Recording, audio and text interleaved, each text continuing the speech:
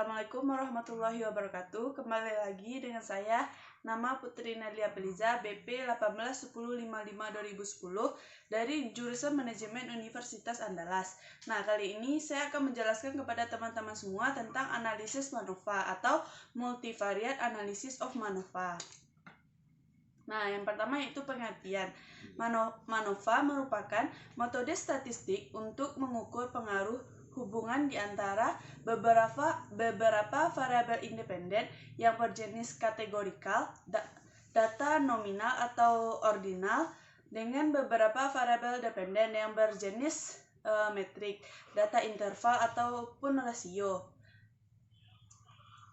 Nah, tujuan dari analisis MANOVA ini yaitu untuk mengukur pengaruh variabel independen terhadap beberapa variabel dependen secara simultan atau sekaligus.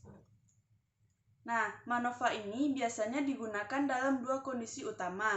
Yang pertama yaitu kondisinya saat terdapat beberapa variabel dependen yang berkorelasi, sementara peneliti hanya menginginkan satu kali tes keseluruhan pada kumpulan variabel ini dibanding dengan beberapa kali tes individual. Nah, kondisi yang keduanya yaitu saat peneliti ingin mengetahui bagaimana variabel independen mempengaruhi pola variabel dependennya. Nah, asumsi dari analisis MANOVA ini yang pertama yaitu normalitas multivariat. Semua variabel dependen harus berdistribusi normal. Yang kedua yaitu adanya kesamaan metrik kovarian atau grup variabel dependen. Yang ketiga yaitu antar variabel dependen seharusnya tidak terjadi korelasi yang kuat.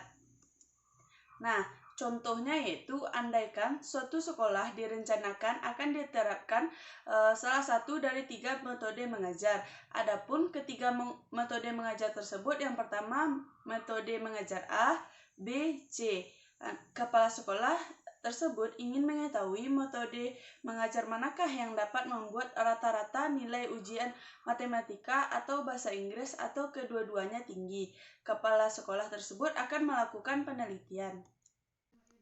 Nah, baik, saya akan menjelaskan tutorial penggunaan aplikasi SPSS, di mana saya sudah mendapatkan datanya. Metode A dengan 12 orang responden, metode B juga 12 orang siswa, metode C juga 12 orang siswa. Nah, saya beri istilah kalau 1 metode A, 2 untuk metode B, sedangkan 3 untuk metode C. Nah, langsung saja saya masuk ke aplikasi SPSS, di mana pada name saya isikan nilai matematika.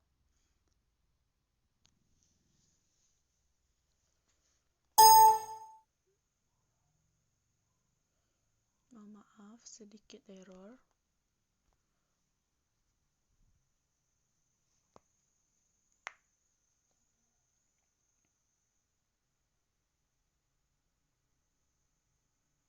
Nah, untuk kolom keduanya saya isikan nilai bahasa Inggris.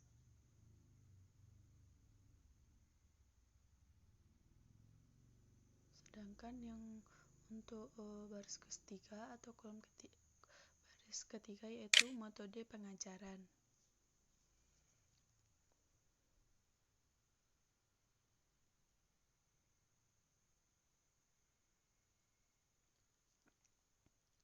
Di mana desimalnya saya ubah semuanya menjadi 0 karena data tidak ada yang 2 angka di belakang koma.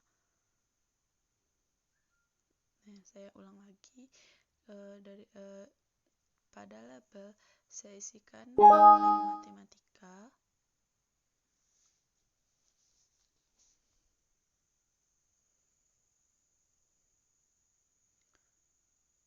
Pada label kedua saya isikan nilai bahasa Inggris.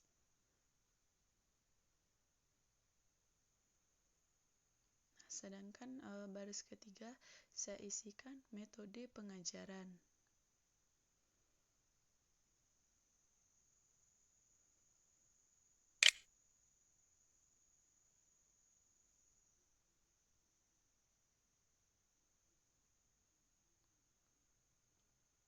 Di mana pada metode pengajaran value-nya pada value 1 atau angka 1 saya beri metode A atau A.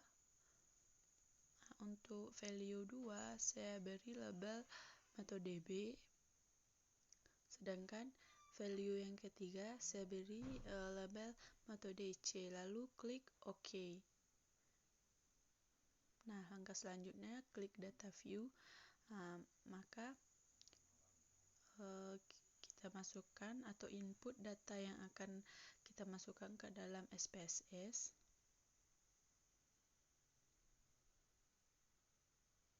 Klik kanan, tekan copy. Nah, masuk ke aplikasi SPSS. Langkah selanjutnya klik kanan, tekan paste. Mohon maaf. Nah, begitu juga dengan metode pengajarannya. Inputkan datanya semuanya.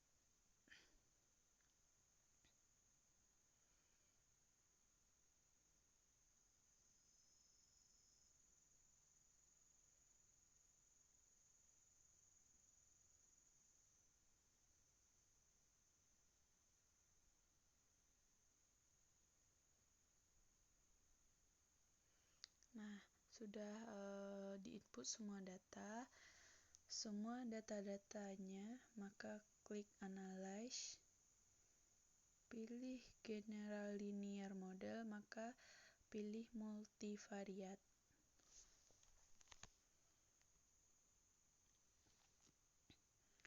Nah, pada dependent variable saya isikan nilai matematika dengan nilai bahasa Inggris. Pada fix faktor saya isikan metode pengajaran. Nah, langkah selanjutnya saya akan klik model, maka centang custom. Nah, saya pindahkan model pengajaran ke dalam kolom model. Nah, pada tipenya saya ubah menjadi main effect.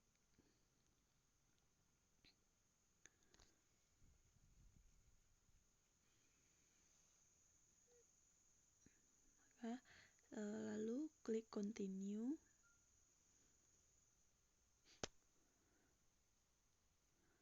Nah, pada post hoc multiple saya pindahkan metode pengajaran ke dalam post hoc test dan centang bagian yang saya centang. Lalu klik continue.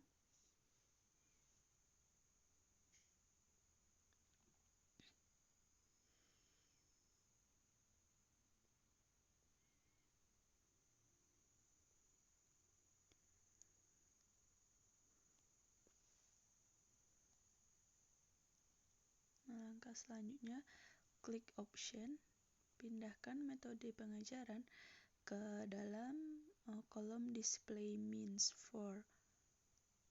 Nah, klik atau centang bagian yang saya centang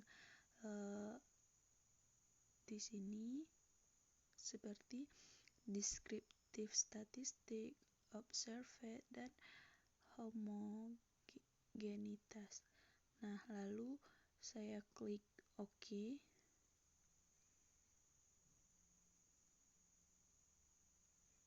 Nah, di sini saya akan menjelaskan atau tutorial interpretasi uji MANOVA, di mana tabel yang pertama yaitu nah, saya scroll ke bawah dulu untuk supaya tidak loading. Nah, tabel yang pertama yaitu descriptive statistik. Tabel ini menunjukkan hasil uji deskriptif. Contoh dari tabel di atas, responden dengan metode pengajaran rata-rata untuk nilai matematika A yaitu 62,50, sedangkan untuk yang B yaitu 64,47. Nah, semua respondennya berjumlah 12 orang.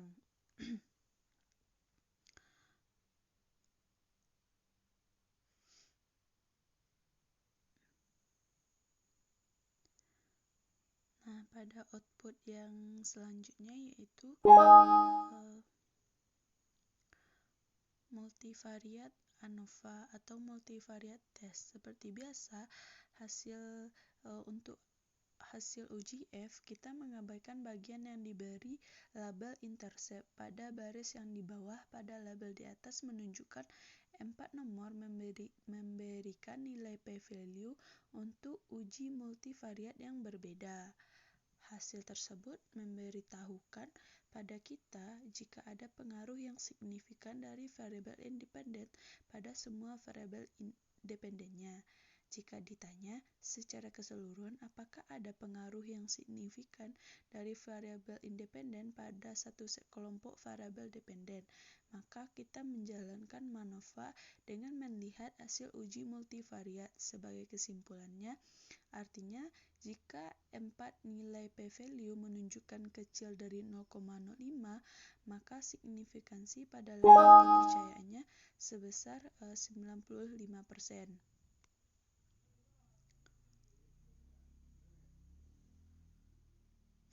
Nah, tabel selanjutnya yaitu tabel Leibniz Test of Equality of Error Variance. Nah, tabel ini menunjukkan hasil uji homogenitas yaitu uji Leibniz. Dikatakan semua variabel memiliki varian yang sama apabila nilai signifikansinya besar dari 0,05. Nilai ini nantinya akan mempengaruhi pilihan uji post hoc apa yang digunakan. Apabila signifikansinya besar dari 0,05, maka uji post hoc menggunakan uji Benferroni. Sedangkan jika kecil dari 0,05, maka menggunakan Gemshoul. Hasil di atas menunjukkan kalau variabel dependen memiliki varian yang sama sebab signifikansinya besar dari 0,05 sehingga uji post hoc yang digunakan nantinya adalah Benferroni.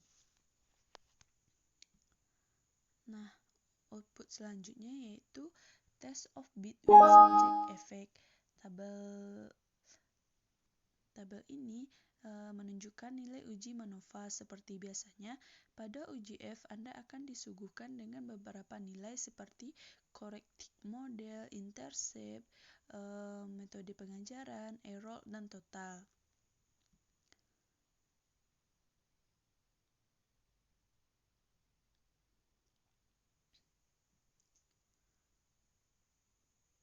Nah, contohnya dipilih jika metode pekerjaan secara bermakna mempengaruhi nilai matematika dengan p-value-nya yaitu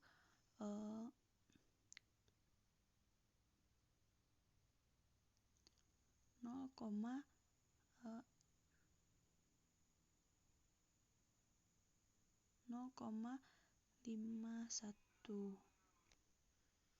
Maka H0 ditolak dan H1 diterima.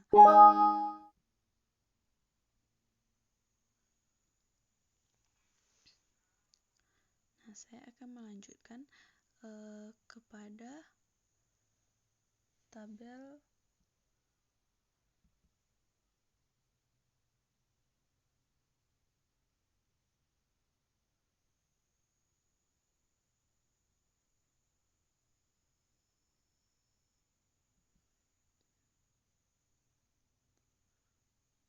Nah, selanjutnya saya akan menjelaskan tentang tabel hasil uji post hoc karena nilai uji homogenitas menunjukkan signifikansinya besar dari 0,05 pada semua variabel, maka masing-masing pengaruh variabel independen terhadap variabel dependen menggunakan uji Benferroni. Dikatakan ada perbedaan variabel dependen yaitu nilai ujian berdasarkan variabel independen yaitu metode mengajarnya apabila memiliki tanda bintang seperti yang tertera di layar.